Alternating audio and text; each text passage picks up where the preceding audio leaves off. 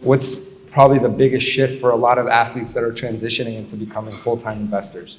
A lot of athletes, they don't know what they don't know, but they know their sport.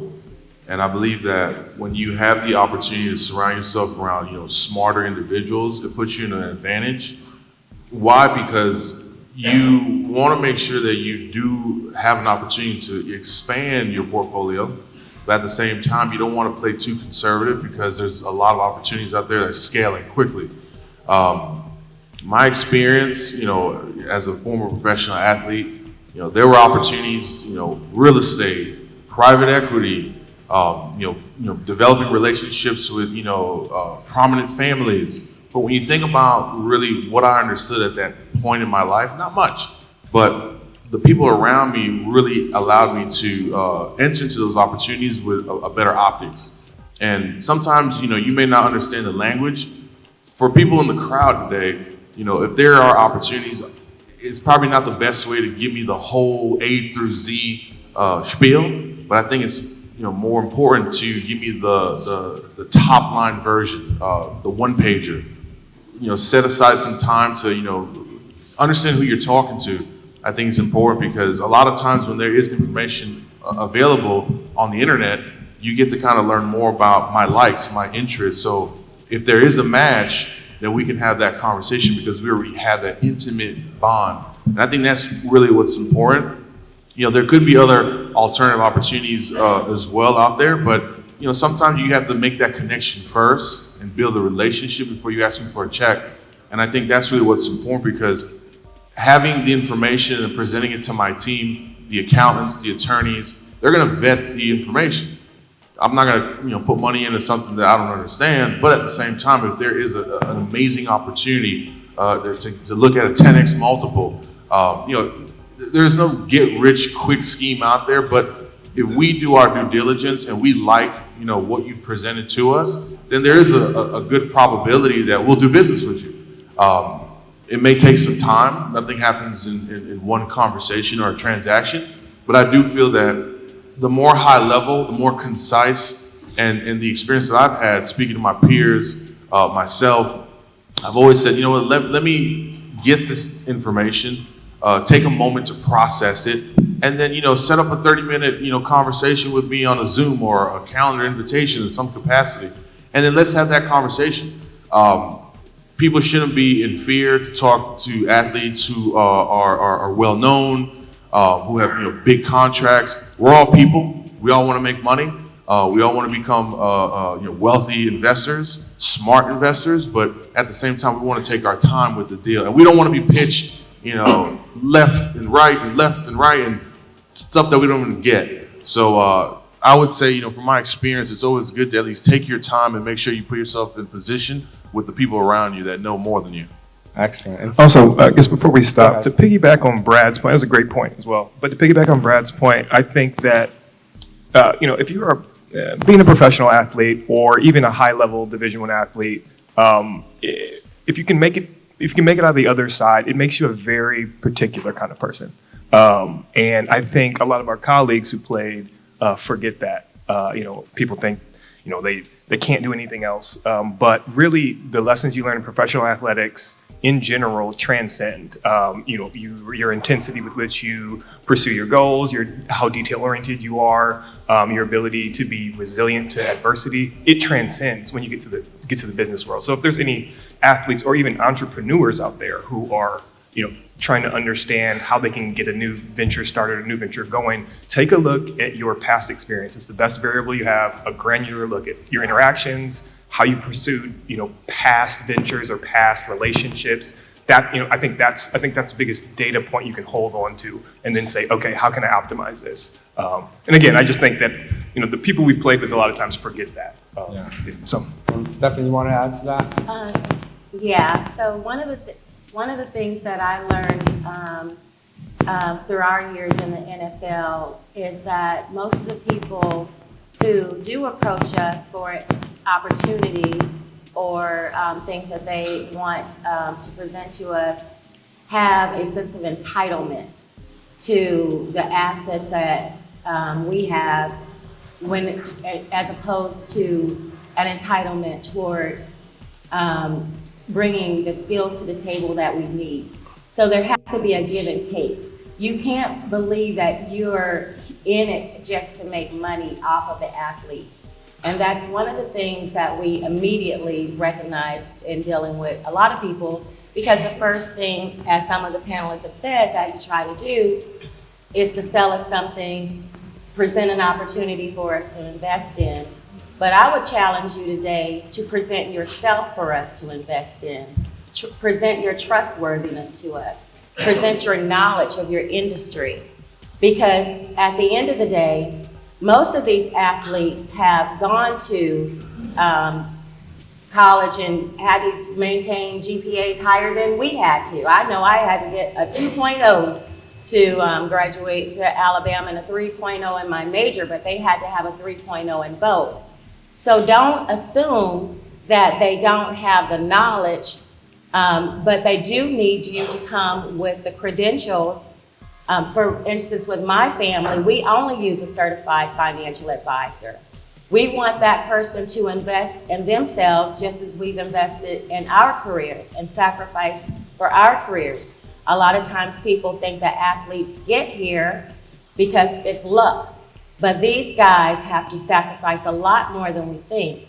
And so I would challenge everybody here today to think about ways in which you can connect with an athlete on a more personal level to find out their investment risk, find out their risk tolerance, find out their goals for their family, find out how they want to build generational wealth, and then see how you fit into that picture. Excellent.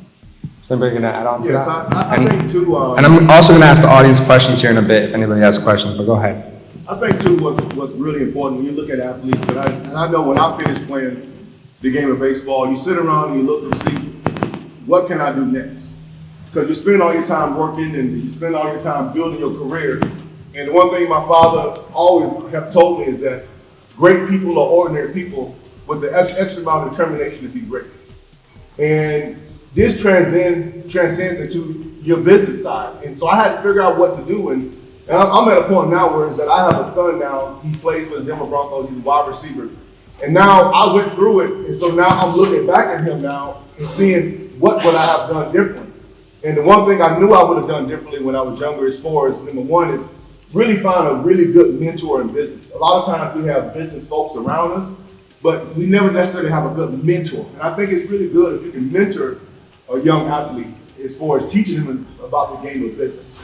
And also, too, if you're approaching an athlete, I truly believe is that the best way to get closer to the athlete as far as having him become more of a brand ambassador, I think can help move things better, because then now the athlete is not coming out of his pocket, but at the same time he gets to kind of come along with the whole deal, being part of a brand ambassador, because athletes get hit a lot of times with financial monies and always have to come out of their pocket. So I truly believe a brand ambassador is always a good way to go. And I have a follow-up question for you, because I see that a lot. Once again, it's the uncanny similarities between you guys as professional athletes and, let's say, like your son plays for the Denver Broncos right now. There's a lot of, for example, surgeons here that their sons are now surgeons, right? And they're here to kind of figure out how to preserve their wealth because they work 60-hour, 80-hour weeks at hospitals. You know, they focus on their craft, and now it's like, okay, what do we do with the wealth that we've accumulated? What have you done to help your son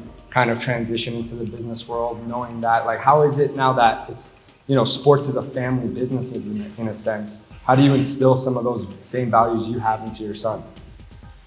Well, has it been a challenge, you know? Well, this is his first year in the NFL. He's a rookie, and so he's just starting to make a little bit of money. And so, and it's really difficult because now he has a couple dollars in his pocket, and I know how that felt when I first started making a few dollars. You kind of want to hold on to it, and you don't really know and don't want to think about investing, because now you really want to go out and buy your car and you want to buy some nice clothes. So their mindset is totally different at 22 years old making money, because I know how I was at 22. I wasn't thinking about investing in anything. I'm trying to figure out what's my next whip going to be, what car I'm going to get. Yeah. And so, and that's one of the reasons why. When I came out of high school, I was the first one to pick out of high school, 10th pick in the country. And I turned down the signing bonus to go to college. And people say, well, why you turn down the money to go to college? But I came from educators. My mom and dad are educators. And my pop sat down and told me, he said, son, listen, by the time you tax the money you're making, and by the time you buy your car, it's the same amount of money as your college education. So I never looked at my college education as money. Never saw it that way. But my pop broke it down and said, man, your education is money. And right then and there, I turned down the money and went to college. And thankful I did, because I ended up tripling my money and had a chance to play at the University of Miami, had a chance to play in the Olympics in 1992 in Barcelona. Had a chance to play in the College World Series, and I did a lot in college. And so small things and advice like that was really big for me. I want to add to that, Charles. I think you made a good point to kind of position your son to really look at things with a bigger view, because you've been through it. I think today also what's important in the audience is philanthropy.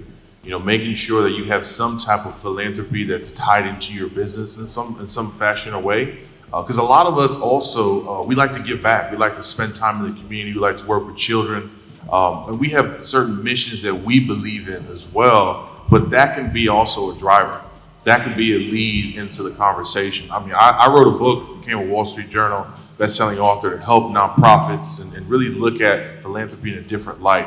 And I think that's really where today, the way that the mentality of an athlete evolves, we all like to set up nonprofits. We all like to make sure that we can think about ways to give, but that can also be an approach in how you're approaching us. Is drive at sometimes with philanthropy, and then also, as Charles mentioned, be more of somebody that you can utilize us to advocate what you're doing, to allow us to become educated in what you're doing. And then that right there plays hand in hand. Thanks. And Lindsay? I was just going to piggyback a little bit on what I guess both of you actually just said. And I think I was, one of the hardest things to do is transition from your sports career, I think, into that next phase of life, regardless of whether you get hurt or whether you've had a 15-year career and you're trying to decide, am I going to play another 5 years? I think what I'm really fortunate for in my life is to have had, a family support system, a friend support system who always made me think about what that next step was, whether, I was 18 years old or, 24, and really stressing the academics as well as the athletics. And what that forced me to do is, or I guess really enabled me to do, is I ended up interning in private equity still when I was playing professional soccer. I taught myself how to code while I was playing professional soccer. I also started giving back with local Boys and Girls Club from the time I was very young all the way through my professional career, which, all those things ended up feeding into the professional career, transitioning into infrastructure investing, and now launching my own firm that has that sort of impact investing angle. So really leveraging those different pieces while I was playing professional soccer to now infrastructure investing, but also now using what I did in my professional soccer career to amplify impact in communities that we'll invest in. And to piggyback on that, as part of our investment strategy, what we do as a family is we allocate a certain percentage of what we earn through our investments back into charities. That is very important to us. I'm the president of an organization called NFL Sisters in Service, and we're a group of NFL wives and daughters and mothers of professional athletes who use our collective resources to give back to the community. And so collectively, we're able to make a major impact on our communities.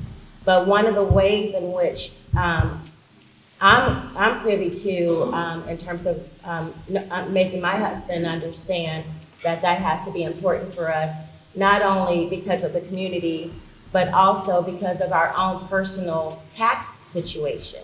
And so one of the things that I've been able to bring to our family, having the background in business that I have as a business consultant with my background being in finance, taxation, and business law, is to make help other athletes understand, and their investors understand, how all those pieces work together. And so if you're only banking everything that you bring in through your investments, you're going to pay it to the IRS, or you can give it back through your community. And we show athletes ways in which they can be successful in their investments, but also help support the community. And it's already, like some of the panelists have said, that's already a priority for us because we come from communities, many of us, who have been impacted by the needs that we're trying to fix. So, Brad. Well, if there were any takeaway from here, here's what I would tell you. Over the last 40 years, capital is getting cheaper and cheaper and cheaper. We're now entering an era where capital is going to be more expensive. I've been on, I don't know how many different pitch decks I've seen. And one fundamental core that is going to be true, which is the best operators will learn how and know how to create value going forward. It's going to be more difficult. And one of the things that I've come to appreciate is when I've heard about every kind of pitch deck you can imagine, I ask, tell me the difference between your purpose, your mission, and your vision. And I want to understand whether or not that mission is a customer-centric mission. And then the key question is, do you have a measurable mission outcome that will tell you whether you are successful? What I found over time is that those who have a measurable mission outcome that can articulate it with clarity, have the kind of clarity that can create the value in an environment that's going to get more competitive and tougher with the cost of capital going up, in which you have to create value that outruns that cost of capital. Excellent. Thank you. Well, look, that's going to wrap up our first panel of the day. If we can please give a big round of applause to our first panelists. Join the Family Office Club by visiting familyoffices.com. We look forward to seeing you at our next live event.